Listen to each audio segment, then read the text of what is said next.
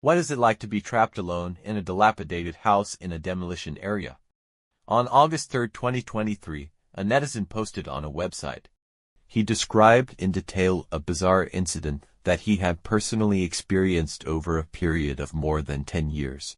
First, he witnessed his childhood friend's accidental death on the railroad tracks, and his parents moved the family away for fear that the poster would be left with a psychological shadow. Then, the poster went on a business trip more than 10 years later and returned to that place. However, it was this unforeseen revisit to the old place that made him experience an extremely terrifying experience. Until the phone call he received later, he felt that everything he had encountered might not be accidental. It even changed the poster's view and fear of some unknown things. Friends who haven't slept yet, I suggest at one of your best friends to watch it together. So let's not talk too much. Let's start today's story. My friend T saved my life. The story has to start from the poster's childhood.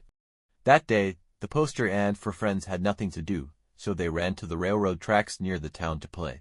But after playing for a while, for some reason, one of the friends, T, thought his calf stuck on the rail. At first, the stuck T didn't say anything, thinking that he could just pull it out with some effort. But he fiddled with it for a long time and tried various methods but couldn't get it out. He burst into tears in panic, and then his friends knew about it. At that time, the host was the oldest among the group of children and had a strong opinion. After understanding the situation, he told the other two children to run to the town to find adults for help. Then he and another strong child tried to pull T's leg out. As a result, the host and the other two used all their strength and pulled for 5 or 6 minutes, but they couldn't pull T's leg out of the gap in the rail, and T kept crying in pain. The two children who went back to call the adults were nowhere to be seen. Just when the host was thinking about how to get T's leg out, the sound of a train whistle almost scared the host and the other two out of their wits. The host's mind was buzzing and he was confused, thinking that it was bad. Both palms became wet. The stuck T didn't say anything at this time, and the whole person stood there as if he was still. The host, who reacted, quickly slapped the other person in the face and shouted, "What are you waiting for? Pull it out quickly." The other friend also reacted when he saw this. After that, the host and the other two didn't care whether T cried out in pain or not, and used all their strength. However, T's stuck leg was still motionless, and the oncoming train showed no sign of stopping. Perhaps the friendship of young people is always so pure. The host and the other two, who wanted to pull T out, didn't even consider what kind of harm the oncoming train would cause them. As the locomotive was getting bigger and bigger, the host suddenly found that T was not moving. He looked up to see what happened to T, and found that T was also looking at him. Then he said to the host in a very serious tone, "Brother, forget it." Then he pushed the host and another friend out with all his strength. Before the host and the other person could stand up again, the train came roaring over. They watched T being smashed to pieces, and blood was sprayed in the air like mist. The poster said that he would never forget that scene. Even now, he would tremble all over whenever he recalled it.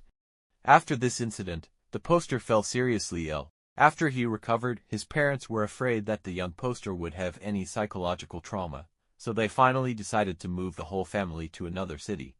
Time flies, and in a blink of an eye, the poster graduated from college and started working. Once the company arranged a business trip for the poster, and the destination happened to be near the poster's hometown. After finishing work, the poster heard that the town where he used to live seemed to be demolished as a whole due to urban planning.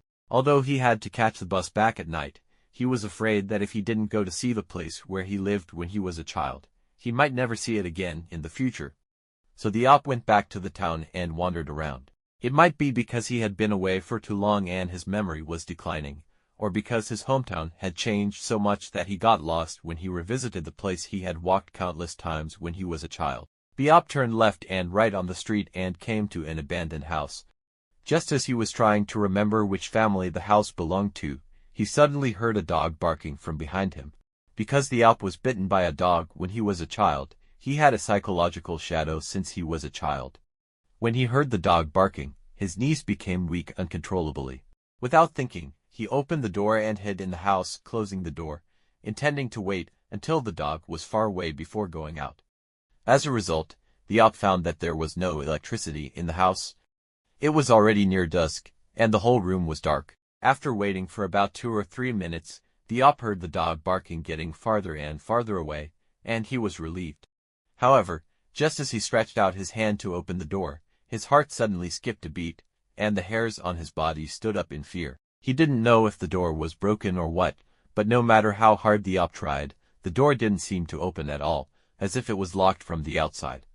At that time, the op felt like he was poured with a basin of cold water, and it was cold from head to toe. The sky was getting darker and darker. Since this area was a demolition area, all the residents had moved away long ago. If he was trapped here at this time, it would be really terrible. Thinking of this, the op shook the door a few more times and even kicked it a few times. But the door seemed to be sucked from the outside, and no matter how hard the op pushed or turned it, it couldn't be opened. The op had no choice but to take out his mobile phone, thinking of using the light of the mobile phone to look around the house to see if there were other doors to go out.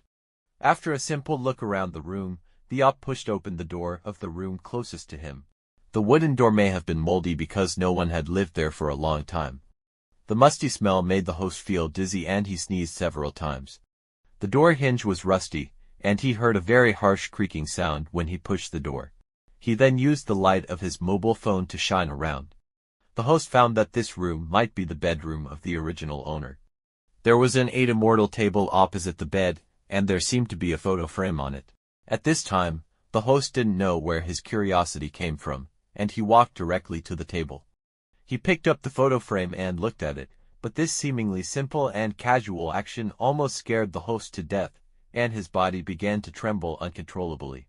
Because the photo in the photo frame was none other than the host's childhood friend T, who died unexpectedly. All thoughts suddenly came to his mind, and he was pulled back to the memory of more than 10 years ago that left him with a deep psychological shadow. It was as if he heard the whistle of a train again, followed by the blood mist sprayed instantly, and his friend T was smashed to pieces. The blood in the host's body seemed to be still, and he didn't know how long it took before a surge of hot blood surged up in his body. The op came to his senses and had only one thought in mind, which was to leave here quickly. The op turned around and started running back, but he hadn't run a few steps when he was tripped by something and fell to the ground with a plop. The mobile phone in his hand was also thrown away and fell directly under the bed. The op said that this was the closest time he had ever been scared to death in his life. First, he got lost for no reason and was forced to enter a dilapidated house. Then, the door was suddenly locked and he had to find another exit. He happened to see the photo of his friend T, who died tragically. Now the only light source on him was gone. All of this was too coincidental. The op was particularly entangled at this moment. It was completely dark outside. If he didn't take the mobile phone under the bed, he would definitely not be able to get out in the dark. If he took it, there was only a faint light from the mobile phone under the bed. Who knew if there was anything scary under the bed? Scenes from horror movies that I had seen before quickly appeared in the host's mind like a movie. The more the host tried to control his fear, the stronger it became. However, when the host hesitated whether to take it or not, the phone rang suddenly. It was no wonder that the caller must be the leader of the unit. The host said that the leader of his unit had poor ability but a bad temper. If he didn't answer the phone, he would definitely be targeted by him when he got back. The host had no choice but to suppress his fear and prepare to take out his phone. In order to wake himself up, he even slapped himself in the face. After taking a deep breath, he leaned over and slowly reached his hand under the bed. At that time, in order to avoid seeing something scary, the host kept his eyes closed the whole time. I thought, who cares what is under the bed? Anyway, I can't see it with my eyes closed. However, after a lot of searching, the host really touched the phone, but the ringing sound had stopped when he took it out.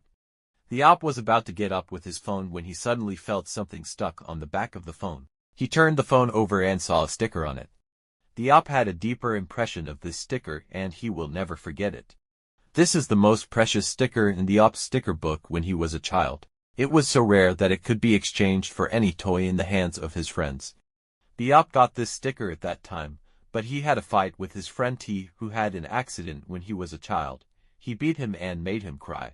The op was afraid that he would complain to his parents, so he agreed to give this sticker to T. When he saw this sticker again, the op finally understood why he walked into this room. All this was definitely not a coincidence. the barking of the dog, the locked door, and this sticker.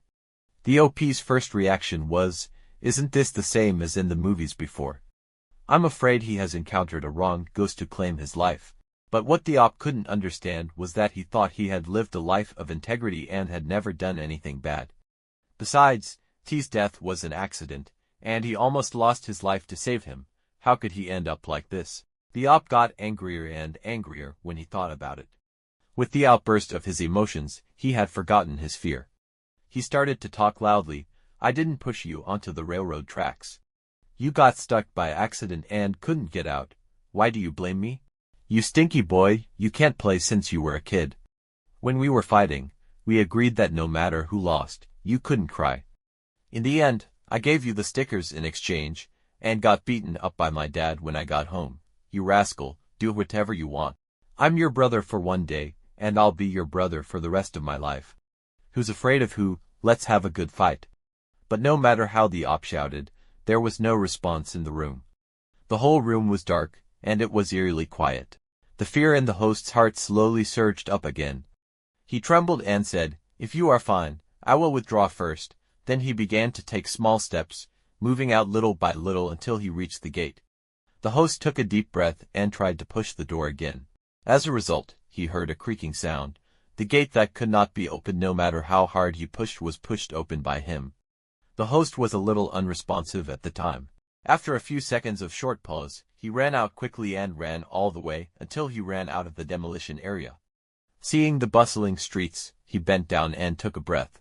Looking back at the demolition area he had just run out of, it was pitch black and he couldn't see anything clearly. Maybe he was overthinking just now. The gate must have been stuck because it had been too long. Thinking of this, the host laughed at his suspicious behavior just now. Thinking that there was no such thing in the world, everything was just people's imagination. Just when the host simply packed up and prepared to return, the phone in his hand rang again. It was still the big boss calling. The host quickly answered the phone and wanted to explain what had just happened. Before he could speak, the leader on the other end said hurriedly, "You finally answered the phone. I'm glad you're okay. I'm glad you're okay." The host was a little confused for a moment, and subconsciously asked the leader, "What's wrong? What happened?" The leader sighed and said, "Don't you know? The bus you are going to take back today had an accident, and the whole car fell directly into the water. It's all gone. You take a taxi back first, and I'll give you a few days off to have a good rest." The leader hung up the phone. The host put down the phone, secretly glad that he was trapped in the old house and didn't catch the bus. He couldn't help but take a breath, and then tears came out all of a sudden. He turned his phone over, and the sticker was still there. It was the sticker he and T had fought over. The author felt very complicated about this matter. Perhaps the series of experiences that happened today were not coincidences, but the care of T, a friend from another world. Thinking of this, the author raised his head and looked at the dark demolition area again, and said silently in his heart, "Thank you, brother. I will try my best to live well." Then he bowed deeply to the place where he once lived with T. The story ends here. Welcome to the comment area to communicate. See you next time.